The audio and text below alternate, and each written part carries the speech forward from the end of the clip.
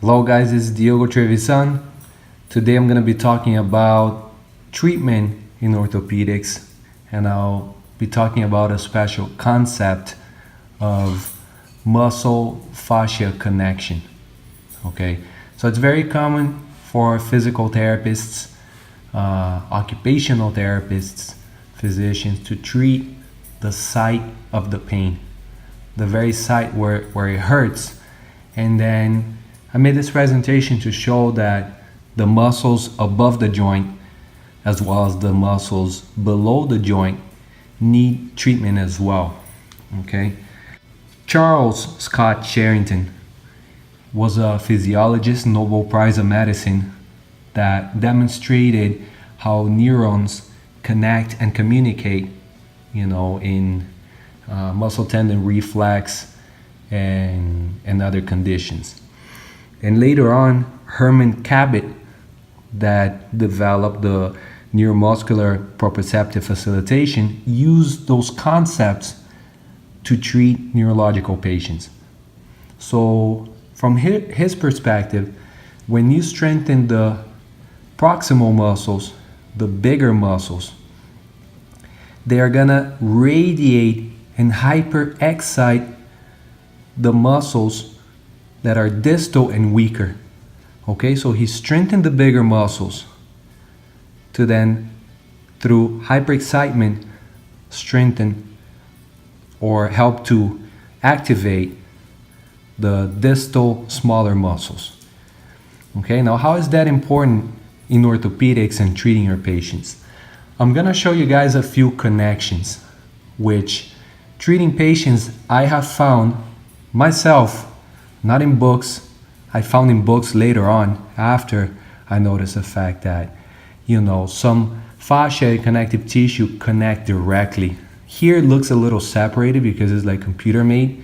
You can see the tricipital tendon, and look how it connects through the unconeus muscle down here, if you guys can see, to the extensor ulnaris carpi, or carpi ulnaris, extensor carpi ulnaris.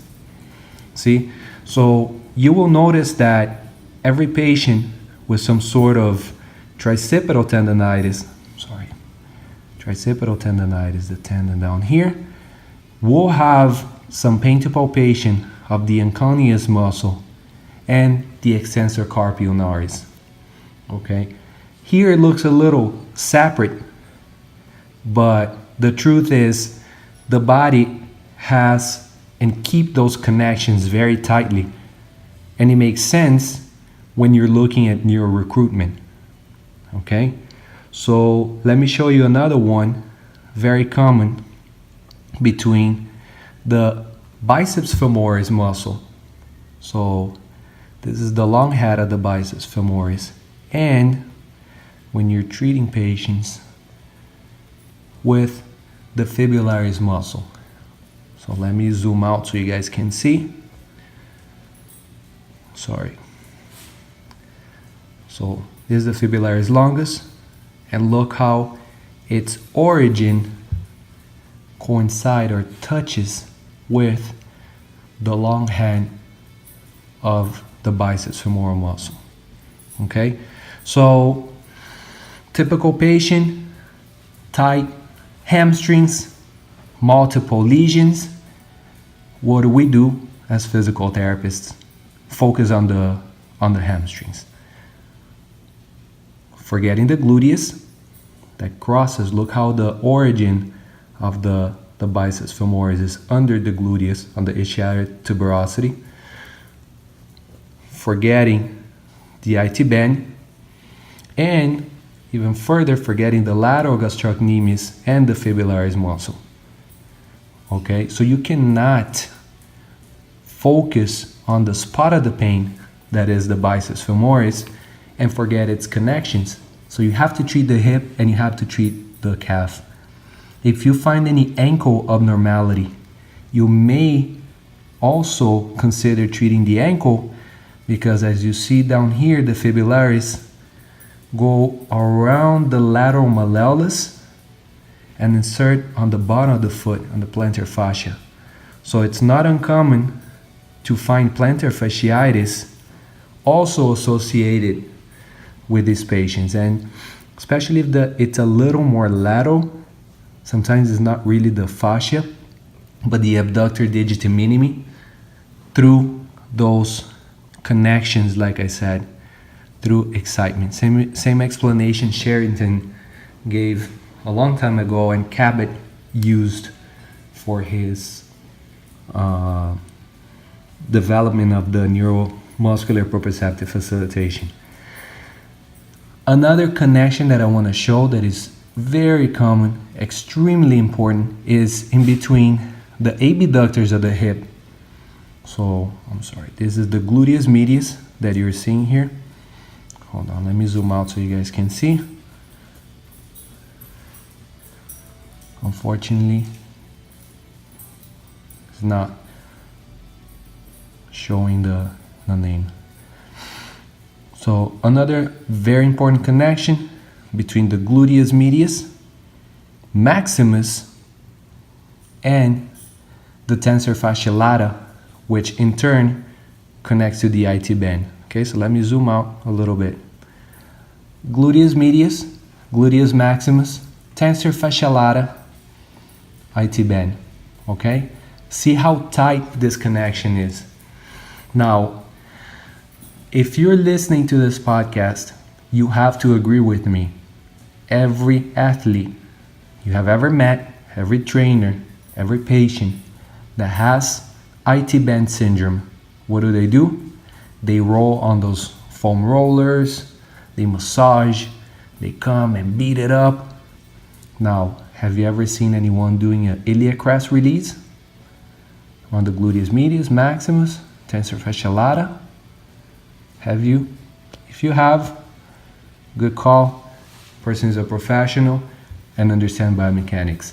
I have not, especially when it's, an athlete, a patient. That's where they feel the pain. That's where they're gonna do deep tissue release. You cannot forget those connections. Okay.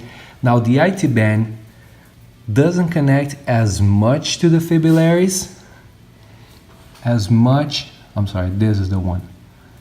Doesn't connect as much to the fibrillaries as the long head of the biceps because it inserts on the tibia. See here? So since it has a tibial insertion, it doesn't has as tight of a connection as the biceps femoris with the fibrillaries or with the lateral gastrocnemius. Okay? Very important piece of information, guys. Very simple, but it's something that, when you have a patient in front of you, you got to think a little more globally. Another very tight connection,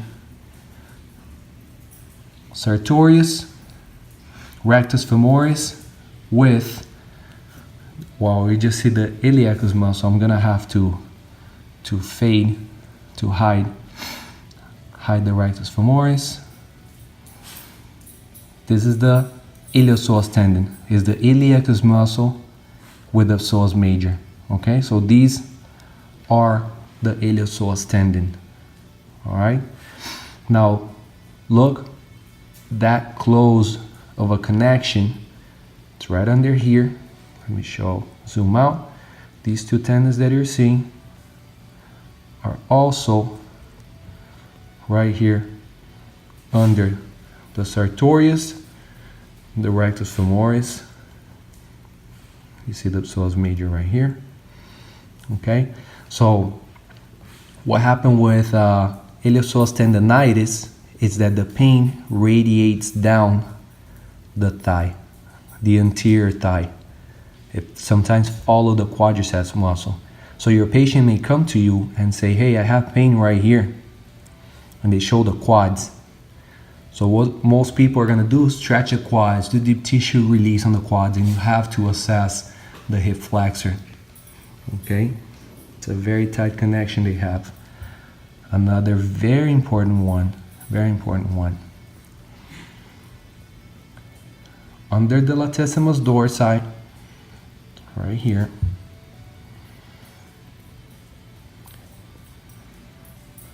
Let's hide this one. We have these muscles, the longissimus thoracis, iliocostalis, and the group that we call the rector spinae. So let's hide the gluteus. Now I'm gonna leave this one. So look at the close connection between the extensors, the lumbar extensors, and the gluteus. Okay? So a lot of low back patients, they come to you and they don't know precisely where the pain is coming from, so they're pointing at this area saying their low back hurts. But same example, the other ones I gave, the patient, the therapist won't assess the iliac crest, the abductors, and the extensor muscles. This muscle gets irritated through Sherrington law. The gluteus maximus will get irritated, and due to the inflammatory process, the pain, the SI joint and its muscles may also get irritated. Okay? Very tight connection. Patients with low back, you have to assess the posterior iliac crest and its muscles, especially the gluteus maximus and medius. They're the bigger ones, inserting directly on the fascia. There is another muscle that I want to highlight, the Quadratus Lumborum. Let me hide these.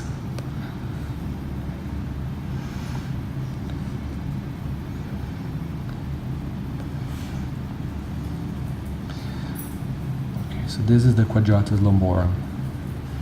The Quadratus Lumborum has a deep, see how it's under those muscles that I hid, all these that you're seeing. The Quadratus Lumborum can as well refer pain to the iliac crest, right here, the ilium. This is the Quadratus Lumborum. So there are two types of low back pain, and let me invite you to consider them right now. Some patients feel the pain a little more lateral, and we're talking about the Quadratus Lumborum. Some people feel like right in the spine, like right in the middle, but they will all refer to the lumbosacral area. And they're talking about the rector spinae, the iliocostalis, the longissimus thoracis, and these are the ones including paraspinals and the multifidi that are big stabilizers, whereas a little more lateral, it's more the Quadratus Lumborum, which also has fascial connection with the gluteus medius and maximus right here. So this iliac spine is very open and exposed for studying purposes. That's not what it looks like in the body. All this white tissue that you're seeing here is fascia, and all this fascia has connections. They all connect over the iliac spine right here, what you're seeing, over the sacrum, the SI joint, and so forth. Okay? I hope it's helpful. I hope you guys learned a little bit with this video. There are many more connections. I wanted to give an idea, and remember, always treat muscles above the joint, muscles below the joint, and look for it. Look for tension, look for knots, look for abnormalities with manual therapy. It's very, very important, and you'll be surprised with the amount of referred pain and the connections that you will find. Okay? If you guys haven't subscribed to the channel, subscribe right now, like this video so YouTube sends you more of the same. Stay tuned, guys. Thank you so much.